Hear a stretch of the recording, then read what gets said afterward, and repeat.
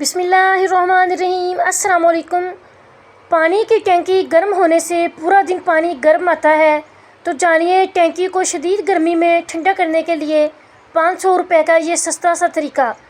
گرمی کے موسم میں پانی کی ٹینکی اس قدر تپش سے گرم ہو جاتی ہے کہ اس میں سے نکلنے والا پانی بھی گرم ہوتا ہے، چاہے وہ پانی میٹھا ہو یا کھارا ہو، اور اگر کھارا پانی گرم ہو تو اس کا ذائقہ بھی کڑوا سا محسوس ہونے لگتا ہے۔ یہ صرف کسی ایک نہیں بلکہ پورے پاکستان کے ہر گھر کا مسئلہ ہے، لیکن اس کا حل مارکیٹ میں بآسانی دستیاب ہے، مگر کم ہی لوگ اسے جانتے ہیں۔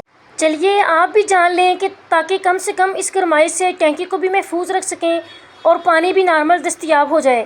طریقہ: بازار میں آپ کو واٹر ٹینک کولر انسولیٹر کے نام سے ایک شیٹ کور مل جائے گا جو 500 روپے کے حساب سے دستیاب ہے۔